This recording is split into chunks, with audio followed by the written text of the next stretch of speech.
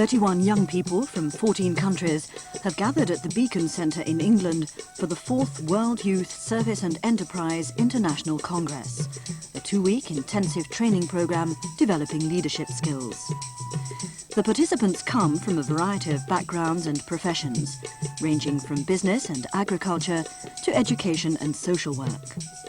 What they share is a strong sense of purpose and a determination to make a difference in the world. Participants of WYSE are aged 16 to 25. Before the day's activities begin officially, many of them carry out individual exercise programs, including Irish dancing. WYSE actually changed my life. I really believed in myself after attending WYSE. I attended the WYSE conference last year in Dorset, and from there made a big decision to move to America, where I studied psychology and sports therapy. I feel I can really make a difference in the psychotherapy field, where I hope to combine psychotherapy and sports therapy and work with young people who have been abused in some way and find it hard to adjust to living in the real world. I'm a farmer. I grow organic farming. My main crop is paddy and sunflower. I came to know this camp with my sister. She had been to this camp twice and tremendous experience, and a lot of things changed in her. I started building a school for the people in the village. Seeing a great change, I was very much impressed by her, and I really wanted to come here. I put all my effort to come here. The WYSE project is the brainchild of Marilyn Fehlberg, who leads an international team of highly trained educators. 5 years ago, the idea came that to find young people who had vision and awareness, really wanted to do something for the world. We've been able to find young people who are really actively involved in projects in their own countries, and they then take the learning back from the camp to their own communities. That's a very important part of what we feel we're doing.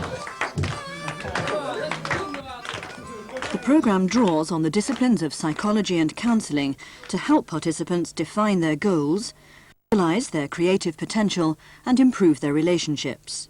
As well as individual sessions, there's a variety of group work. In India, we are not treated equally, especially untouchables. Here, I find even with the men group and with different cultures, they are treating me equally as their brother.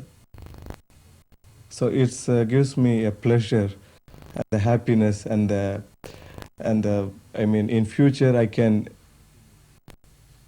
bring out lots of things for my people like that. Formal seminars on global and environmental issues are backed up by community activities and practical work experience. In this year's camp, various projects on a Devonshire farm. Lift, lift, lift! Lifting, lift, lifting, lift, lifting, lift, lifting, lifting, lifting, lift, lift, lift. Be careful. Okay. Okay. One of the disciplines used to further personal awareness and to provide individual support is psychosynthesis, a concept of human development founded by an Italian psychiatrist, Roberto Assagioli. In this exercise, participants have been creating masks of some of the contrasting aspects of their own personality. I thought of having a clown for the side of me that always tries to make people happy.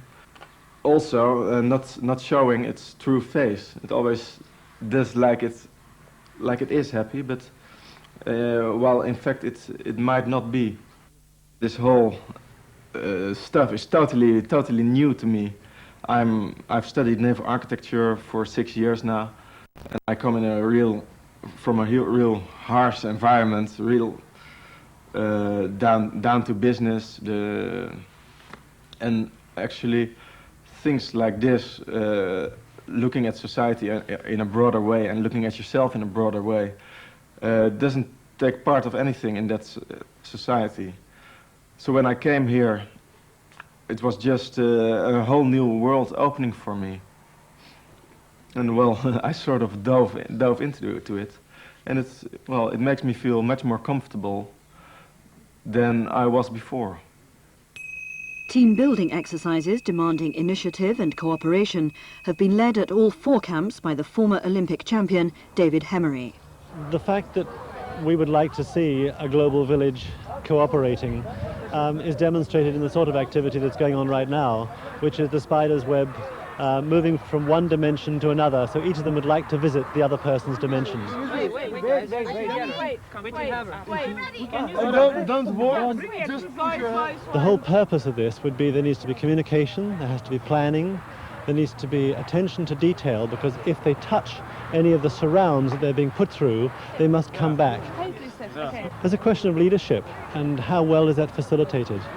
So each of these activities that they'd be going through are providing for them a little, it's a game, but at the same time far more, it's an experience which is a very encapsulated way of looking at a life challenge. And it's debriefed afterwards to say, how well is that handled? What did you do well? What might you do differently next time if you had to do it again? Participants from wealthier countries are expected to pay their own travel expenses and course fees, and are encouraged to fundraise to support those from less advantaged communities.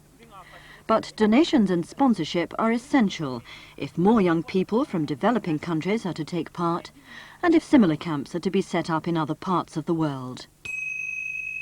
For the communities of tomorrow to be more effective than they are today, the leaders of tomorrow are a vital investment.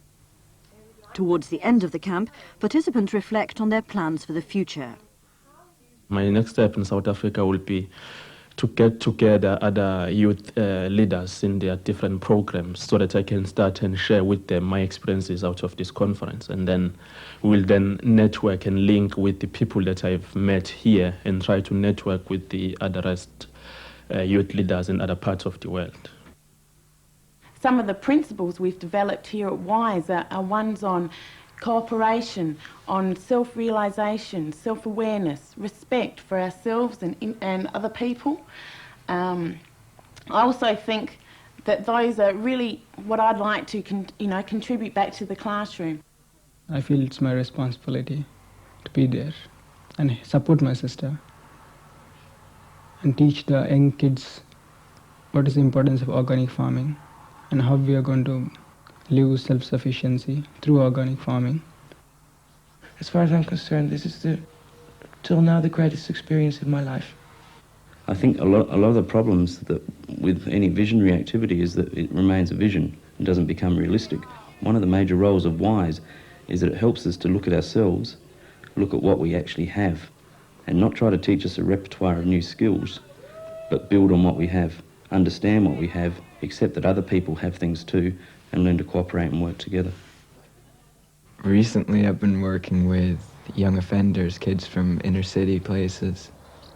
I believe with all my heart that the world's in desperate need of healing, and that the earth is crying out for something different, for a change, and that projects such as WYSE have started that healing and that change. The 4 camps held since 1989 have hosted participants from 24 countries. Building a better world isn't just a dream for WYSE. For these young people, it has become a reality. Several have set up schools and projects to help the disadvantaged in their own communities. For village children and low-caste women in India.